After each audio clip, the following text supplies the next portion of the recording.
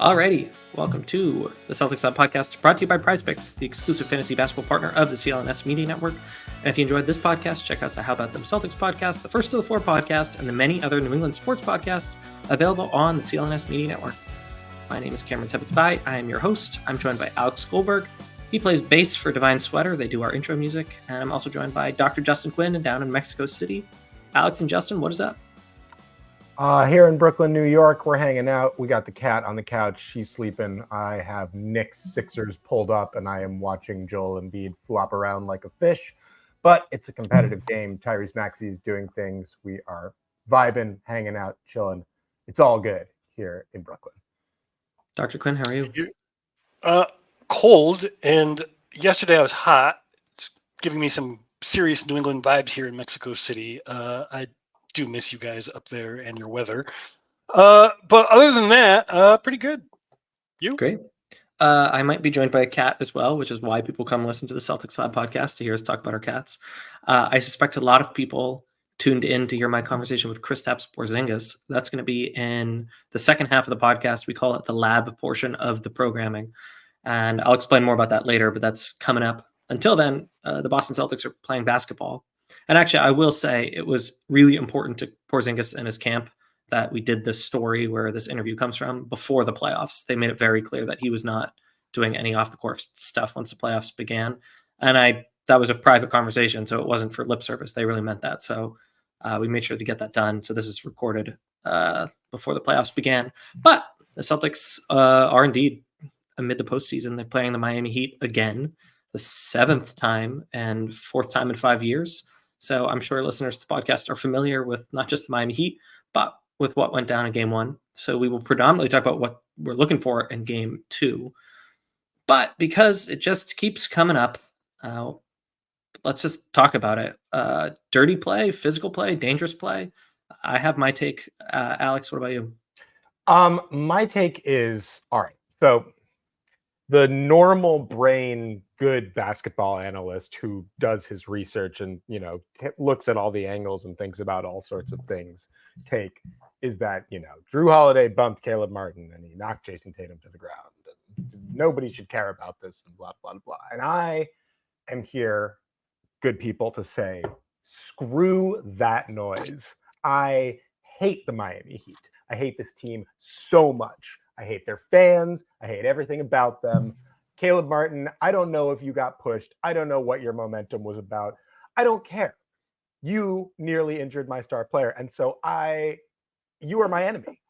And Caleb Martin has been my enemy for at least 2 years because the Miami Heat only won last year in that series because Caleb Martin decided to turn into Klay Thompson for no reason at all. And then promptly reverted to being Caleb Martin, a regular guy who just does stuff and misses threes and bricks shots and generally is not very good at basketball, at least on the NBA level.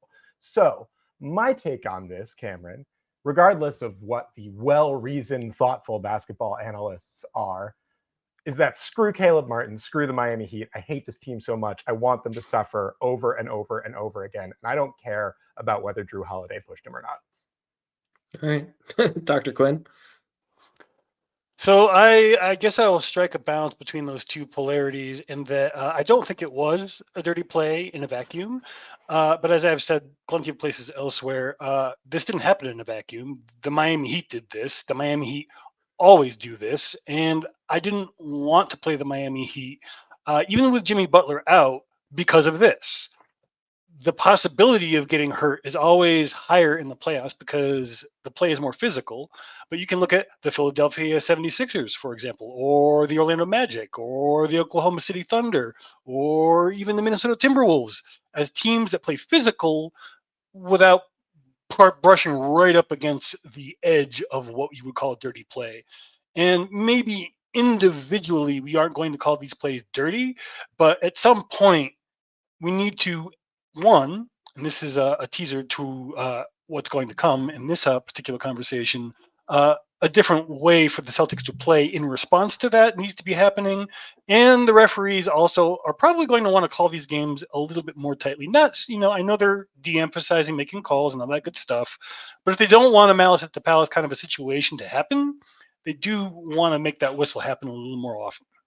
The thing that we really need to emphasize and stress here, folks, is that Miami does not have a path to doing anything of relevance in this series other than rat mode garbage nonsense. That's literally the only way that they can win any of these games. Like, without Jimmy Butler, who I have immense respect for, even though he is my enemy as well, without Jimmy Butler, there is no path for Miami to win this series other than injuring people. So I would fully expect over the course of the next 2.5 games, whatever it is, that they're going to do all of that like on the edge of physical / nonsense, whatever.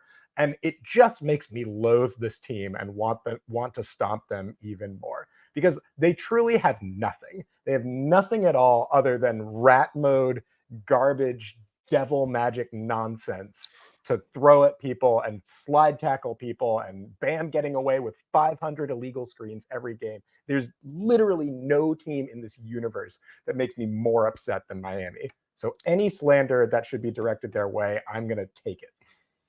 Yeah, I'm going to take the exact opposite approach because I love Kevin Garnett. Bam is setting screens. He's using his body. Make him call it. That's what you're supposed to do. Jason Tatum was supposed to box out there. I can't be someone who rooted for Kevin Garnett and Marcus Smart for over a decade. You absolutely can. You absolutely can. There's nothing stopping you from doing that.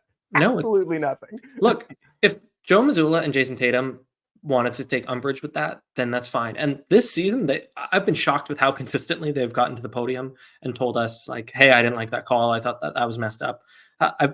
There's been a few times where I thought they were going to get fined and they didn't this season. So they have no problem with saying, hey, that was a bad thing. Guess who didn't care about the play? Jason Tatum. Guess who loved the play? Joe Mazzulla. So we spent more time on this. Kristaps too. Yeah, we spent more time on this than I wanted to. My advice to Celtics fans, and maybe to you, Alex, is the point of basketball is to root for your team and enjoy your team. And the Celtics beat them by 20. They were up by 34. I'm so upset that the headline is like, oh, were the Heat going rat mode? It's like, no, the Celtics went nuclear, and that should be the headline. Sure, that's great. And I am all for not giving Miami credit whenever that's an option. But I really just, I every time that I have an opportunity to be mad about this team, I'm going to take it, no matter what.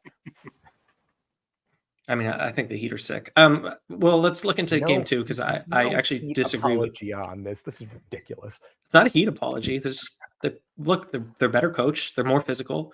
I would love for the Celtics to be the more physical team. They're just not. And you know who else would? Again, talk about that. I would really like to talk about that. Yeah, let's talk about that. So, Alex, I mean, I guess you set the thesis for the rest of this part of the podcast.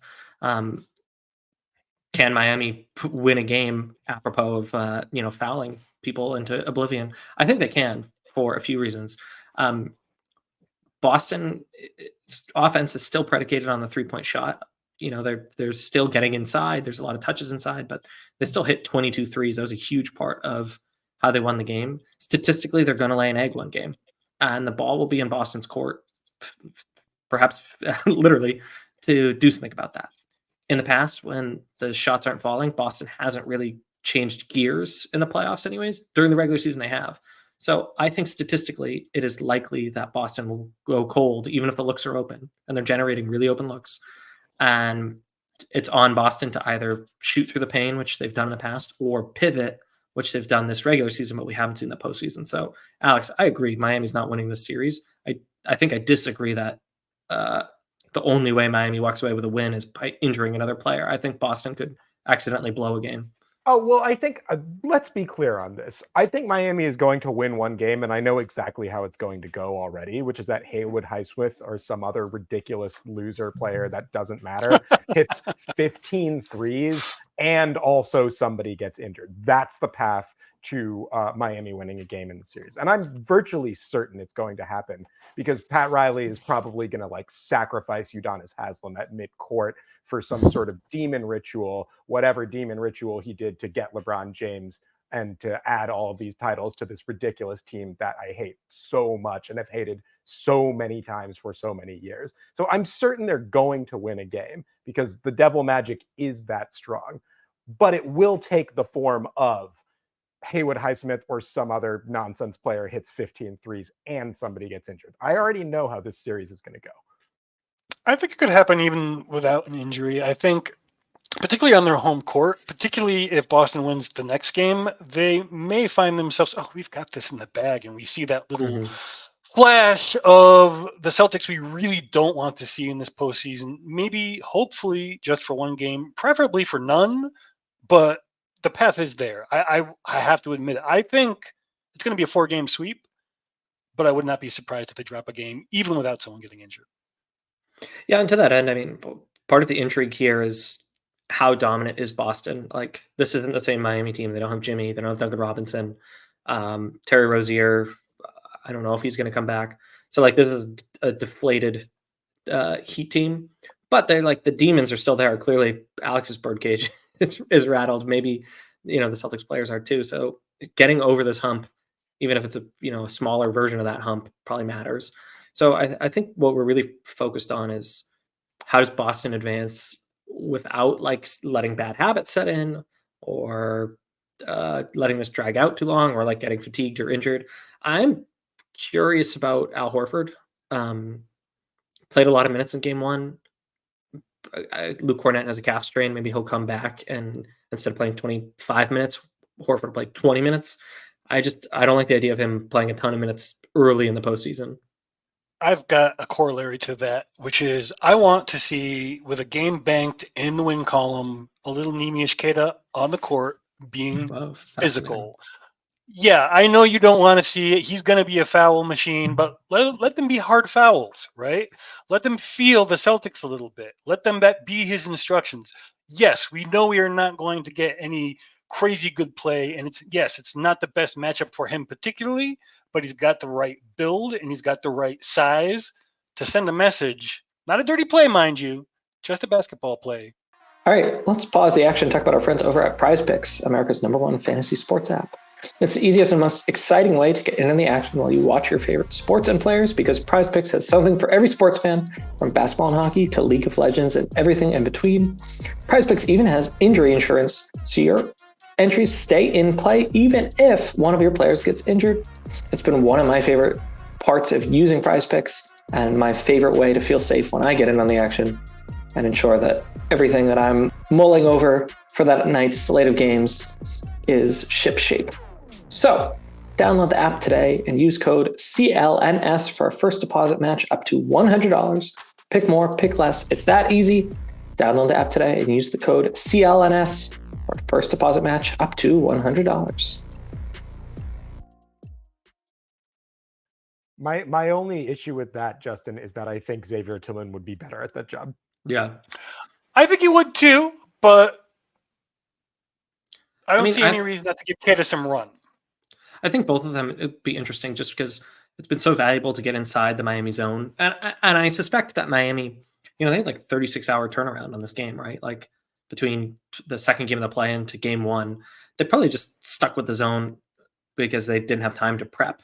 Now they'll have 3 days off because the next game's Wednesday. Yeah, we'll see some new looks for sure. We'll see some new looks. And last year, the big story was they would switch their looks constantly. They'd go to man, they'd go to zone, they'd go to a different kind of zone, they'd blitz. And that really threw the Celtics off. And we've talked a lot on this podcast about how Mazzulla's been their coach for a lot longer. Like they've had a lot more time the Celtics have to coalesce and figure things out. It'll be interesting. It's not just, how do you defeat Miami's zone? It's really, how do you defeat Miami's zone when it's played for 6-minute spurts throughout the game? And then you go back to something else. And so Tillman and Kata, because they can pass, are really helpful in that way.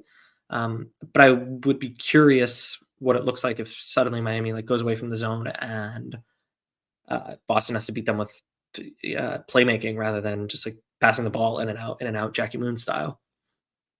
So, all right, a couple more things. Alex, what are you looking forward just in game 2, which is coming up on Wednesday? Let's see. What am I looking forward to in game 2? I think what I'm looking forward to in game 2 is abusing Tyler Hero repeatedly over and over again. And I really hope that that's going to be a big part of the game plan, because to me, the idea that Miami can have a capable offense without Rozier and Butler rests almost entirely on Tyler Hero being able to make shots efficiently. And so my Joe Mazzulla go get this man game plan is Celtics should be ruthless in targeting this dude every time that he is on the court. And I want to make him sad I want this team to make him sad. I want him to lose confidence and, just completely flame out and fail to muster anything beyond what he's already done and get inevitably traded for Donovan Mitchell and waste away in Cleveland for no reason. That's my hope, is that this series will, and this next game will send Tyler Hero into an infinite doom spiral. This is why Kevin Durant says NBA fans don't like the NBA. Don't you want to just root for the Celtics? I love rooting for the Celtics, and I will be rooting for the Celtics super hard all year throughout their playoff run, no matter what happens to them. So who's your, like, if they played the Sixers, are you going to be evil? I don't care. I don't care about the Sixers. It's just the Heat that you're going to be evil? Not even close. For the Bucks, for the Knicks, I have tremendous respect for all of those franchises. I feel the same. I have no issues with any Sixers fans, any Bucks fans, any Knicks fans. If we play the Cavs, I'm going to feel the same way. I have love and respect for the Denver Nuggets. I don't even care that much about the Lakers, guys. Like the Lakers, that's how I feel about the Heat. I don't care. I don't love the Lakers that much, but like they're fine. This Miami team is the bane of my existence and has been for so many years. That's so fascinating. I love this Miami team.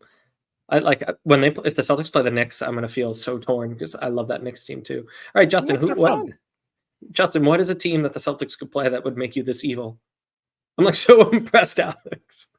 That would make me this evil? They might be playing them, honestly. This might be about as evil as I get towards a specific basketball team. If we were playing the Lakers for our respective banner 18, I would probably be as evil as I am now. But I generally don't get very evil. I loathe the Miami Heat. I'm not as evil, quote unquote, as Alex is about them. Yeah, maybe if they had like Ronald Reagan at point guard, I would like muster this much. Ooh, yeah, there we go. In my heart. Henry Kissinger at center, but he's dead. Can't do that. That's just their fans. Whatever. This is a dream team. This is the all evil. Okay, well, we're gonna come back to that in the offseason. This could be fun. Yeah. Yeah. Geez Louise, I admire this Heat team. I mean, I think it's also like, I guess Alex, I don't mean to put you on the spot. I guess like reflexively. Like for Celtics fans who are like spending, and when we bemoan discourse, we just mean Twitter. I don't know. Like, are the Heat worth it? Like, it's a pathetic team. Like, they barely made the playoffs. Like, just let them be pathetic. I don't know. It just seems it's been silly this to way me for years, Cameron. We owe them. We owe them. I don't know. The Celtics have 17 banners. You ever been to Terminal C at the Logan Airport? You can barely count the number of banners. You know what the counter argument is? So many years, blah, blah, blah, blah, blah, blah, blah, blah, blah. Whatever. I hope the Bruins are still winning. Dr. Quinn, any other game 2 adjustments? Yeah, don't screw around in the fourth quarter. Stop it. Now. Make it disappear for the rest of the goddamn postseason. Stop it. That's it. That's all I have. I mean, what else do you want? They won by 20. They probably could have won by 30 if they had done that. Didn't the Heat go for like 11 for 13 to start the fourth quarter? Yeah, and the Celtics did not do all that much to stop them, which is part of the reason why, but there is some luck in there too.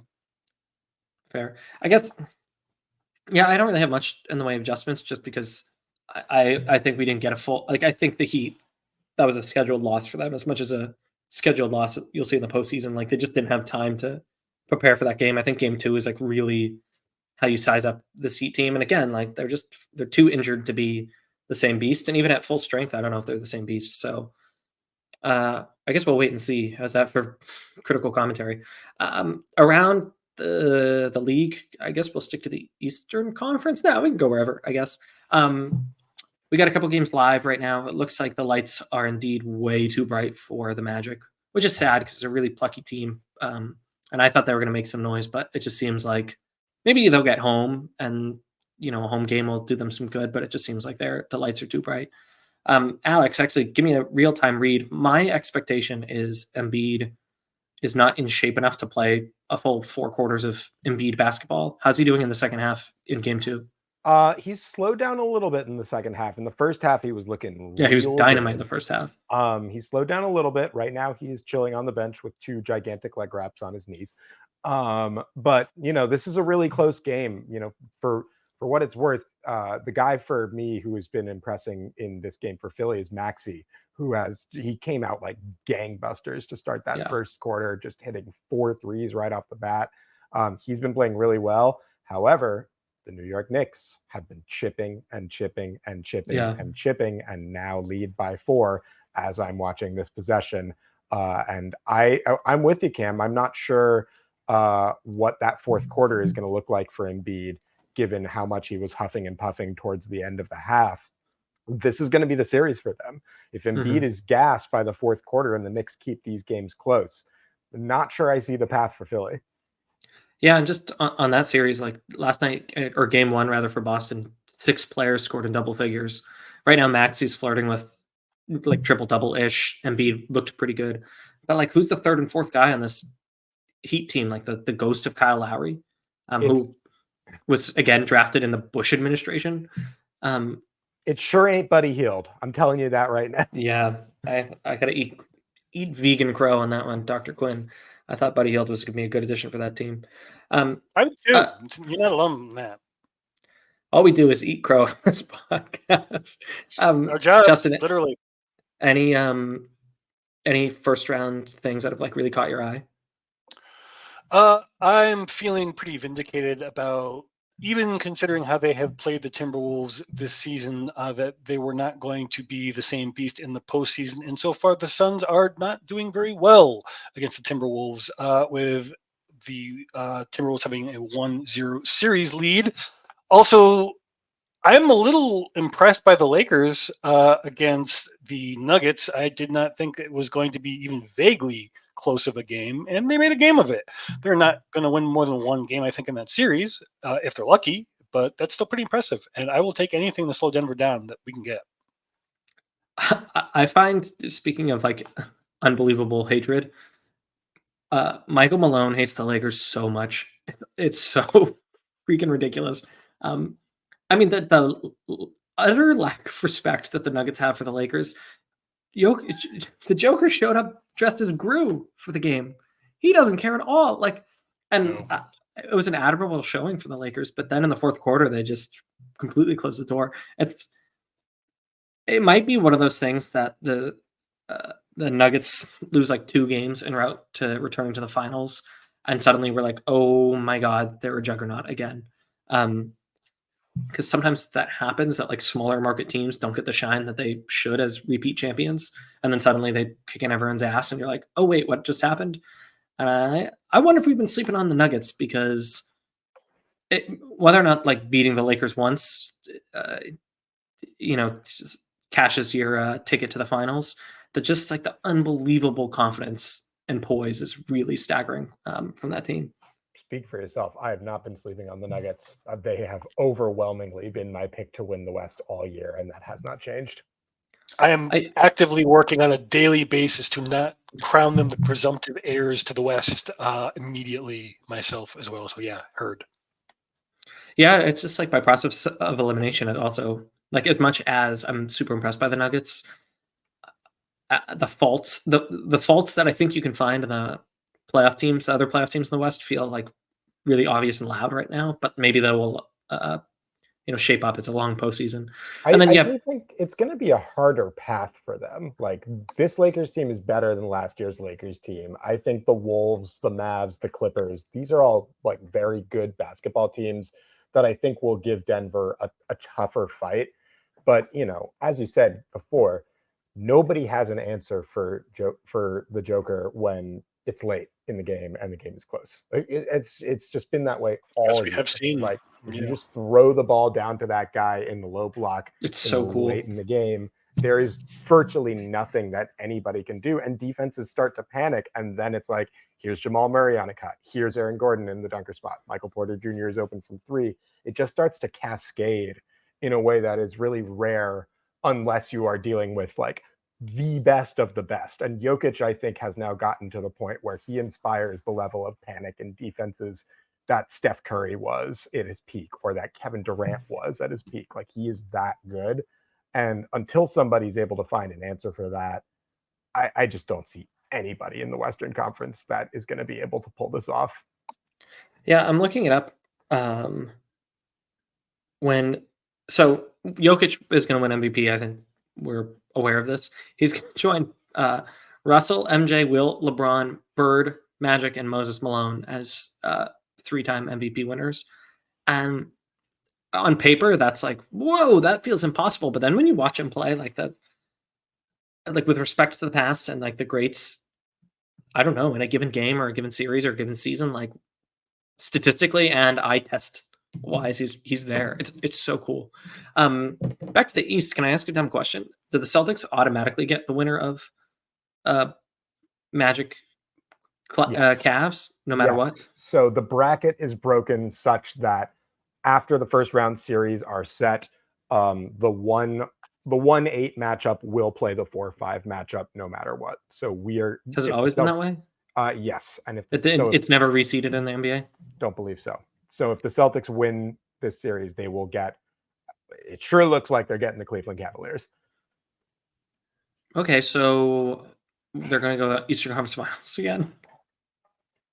Like, I mean, well, okay, so let's put it this way. At this point, if the Celtics don't go to the Eastern Conference Finals, there's nothing to salvage. You can't put lipstick on that pig, right? Oh heck no, no. disaster. There's no team that has any Whoa. business beating them. There isn't. At The least to the Knicks conference. maybe get 2 games. Well, so Maybe. that's the thing is like, say the Celtics got the Knicks or a healthy Bucks or whatever, and they went 7 solid games, and they lost on like a buzzer beater. Like there's something redeeming there. If they lose to this Heat team or that Cavs team, there's no Sheer disaster. good faith. Yeah, that's okay. Joe Mazzulla will be fired if they lose before the conference finals. Well, that's interesting. Yeah, probably. I don't even without a major injury. Yeah, that's true. I mean, just selfishly, I think I've said this to you before, Justin. Like, this is selfish. I hear myself saying this. If the Celtics lose, it's going to be such a pain in the ass to cover this team next year.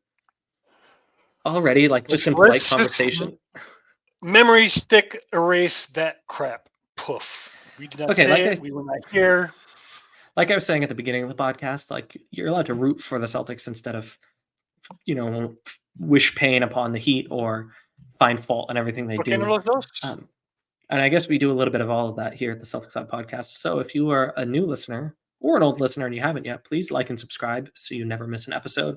Or otherwise, you got to listen to those guys on the radio, and they're so negative. And at least, we're emotionally diverse on this podcast. So I'm only like this about the Heat. I really want to be clear about that. Well, if the Celtics catch Ronald Reagan in the Eastern Conference Finals, I'm going to be evil. And he would do the same, wouldn't he? So anyways, it sincerely is like life-changing to a podcast like ours to get more likes, subscribes, and comments. So if you could, please do. Dr. Quinn, anything else that we missed, or should I segue us to the lab? Well, there was this Mercedes-Benz aficionado. Oh, wait. Actually, I have one thing.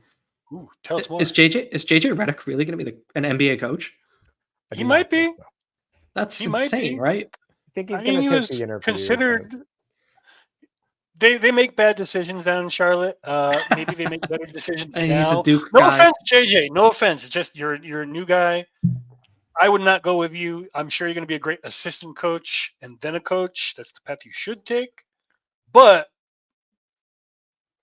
I don't see it personally. I think JJ Redick is quite happy being an analyst and drinking wine with LeBron.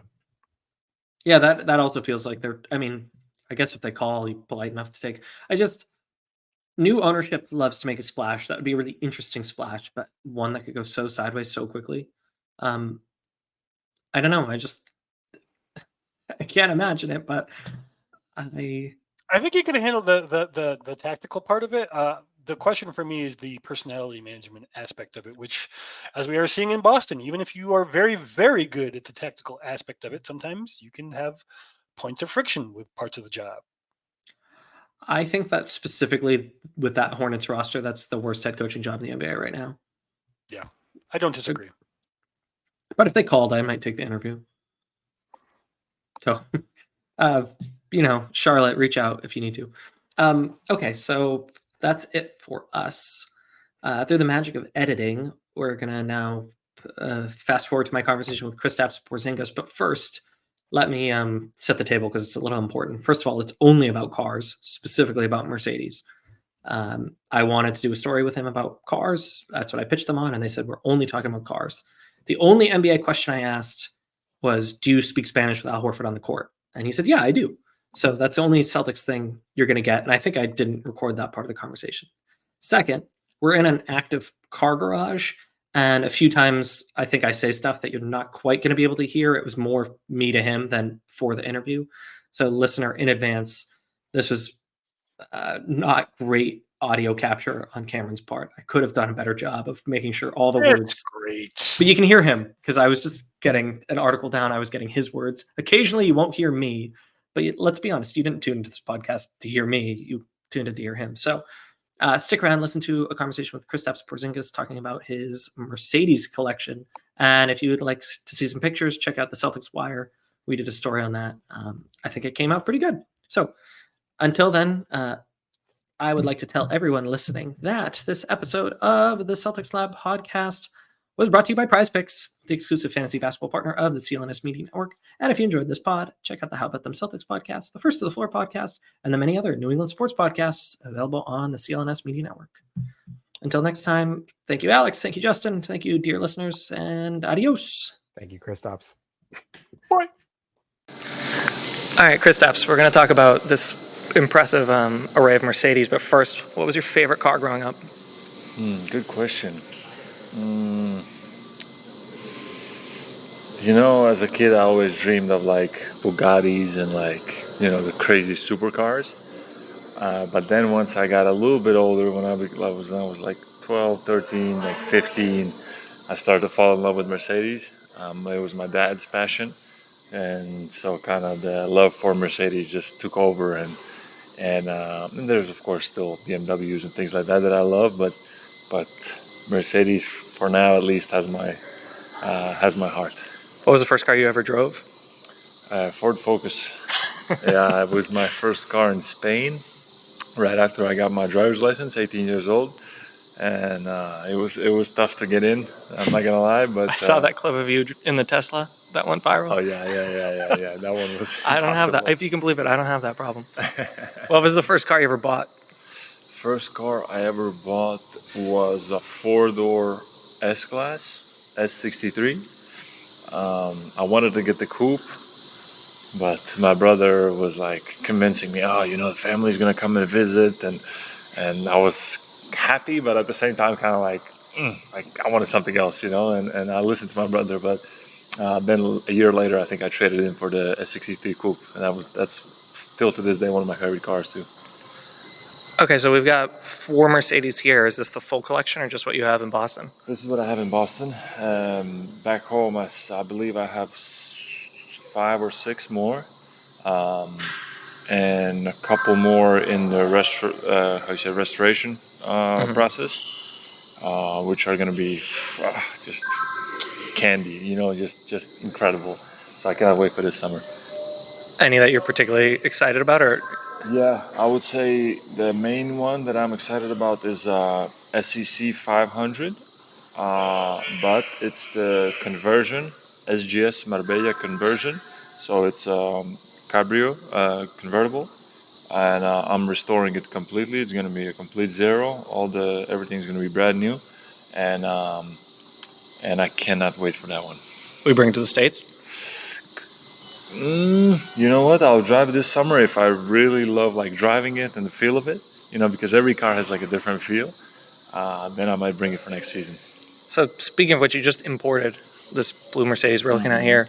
What was why did you have to have it stateside, and what was that process like? You know what? I was looking for a Koenig for a while. It was also kind of became my dream car.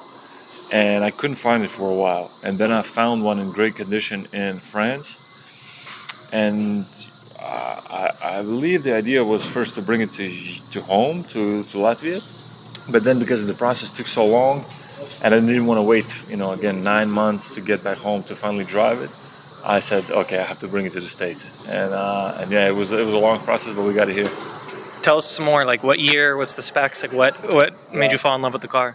Yeah, SEC 500, 1982.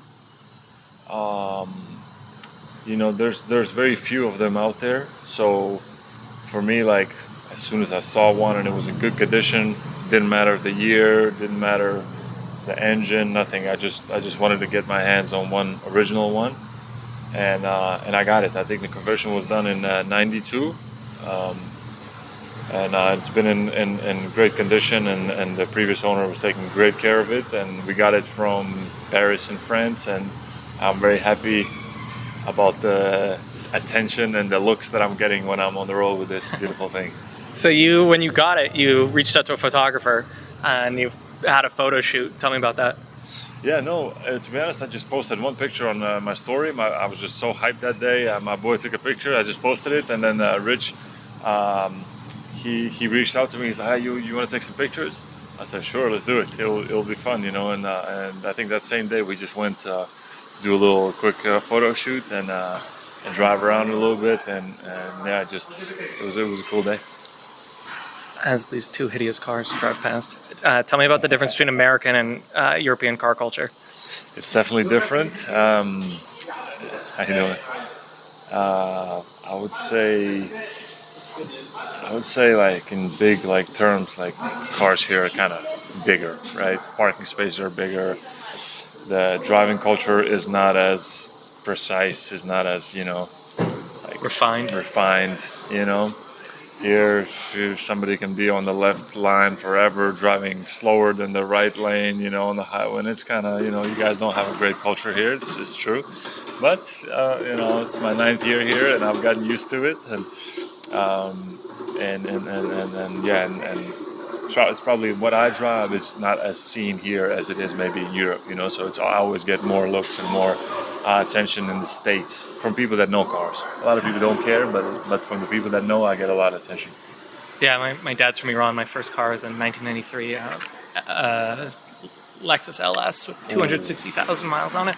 The S600 you got here, It was so nostalgic. It's like the cousin of it. Yeah, for sure. But yeah, the car culture it's unbelievable. Yeah. I was telling Richie, I sent him clips from Top Gear and Grand Tour. I was like, I bet Kristaps knows what this is.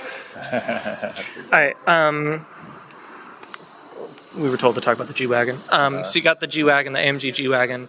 Tell me about the modifications and the favorite trip you ever drove with the G-Wagon. Yeah, good question. So it's a pretty crazy one because, at that time it was like the hype of the G-Wagon, right, when I bought it. And I needed one too. But I didn't have the patience to buy a stock one and then put the Brabus because I wanted Brabus for sure. And then I finally found one with the Brabus package on, with the off-road wheels, which I actually loved too. And it was like perfect timing for me. I was like, boom, that's the one I want. They brought it from Portland, and it has like crazy like engine tune on it. Not crazy, but it's a pretty powerful one. Akrapovic exhaust, so that's fun and loud. And then it's a little bit lifted, and obviously the Brabus packages make it look like a tank. So yeah, of course. And to be honest, it's a very fun car to drive, but it looks very like mafia vibes, and I'm kind of your whole collection does. pretty much it does, yeah. But that one, I feel like now I'm a little bit past that. I still love the car, but I kind of prefer a bit more low key, and that's why I love the GLS now that I have. All right, a couple more, and then we'll get you out of here. What's your dream road trip? Dream road trip. You know what? Yeah, going back, my favorite road trip with this car was, going. I was still in Washington D.C. and going. It was like an hour drive, if I remember correctly, to. It was the city called Little Washington, so it's a 3-star Michelin 3-star restaurant. It's called the Inn at Little Washington, or the Little Inn at Little something along those lines. Sure. And we went there. It was like an hour road trip. It's kind of tough to get to. It's in the middle of nowhere a little bit, and then it's this beautiful hotel and this unbelievable cuisine and restaurant and vibe there that I definitely recommend everybody to visit at least once. All right. Has Mercedes ever reached out to you? They have not. But I would definitely love to somehow be an ambassador for them, which I am already. Yeah, you're already doing that work. Unofficially, unofficially, I've been a Mercedes enthusiast for a long time, and my dad has, and I believe my kids will be. And I think my collection is only going to keep growing. Hopefully, in some ways, I can have some sort of partnership with Mercedes. Okay, so then who's your F1 team? Silly question, of course. Okay, good. Of course, Mercedes. Good loyalty. That was a trick. Okay, I've talked to Booker about his cars. Tatum is really proud of his collection. What is car culture in the NBA like? Is there someone whose collection you're jealous of? What do you know about your fellow NBA players and their cars? I know Booker has I really love Booker's taste. He has some crazy old school cars that are maybe not my taste, but I love when people have different tastes, and he has a specific cars that he has, and he has some variety also, and I love that he just embraces that culture, and I think that just speaks of his swagger and then how he carries himself, right, driving those old school cars. So it's pretty cool. Yeah, and it's so true to where he's from. What about on the Celtics? Anyone other than Tatum have a cool collection? Yeah, Drew Holiday loves cars. He has a few here and I think a few in LA. I haven't seen the full collection yet, but I've heard he has some old schools also. And we have a few Mercedes on the team. I think Svi drives a Mercedes. Well, you know what's actually I wanted to ask you this. Yeah. What do you think of the Lamborghini Urus? There's a lot of those. A few guys have it also. Al has it. Drew has it. I haven't driven it. I do like the way it looks, but it's a Lamborghini, but it's an Audi.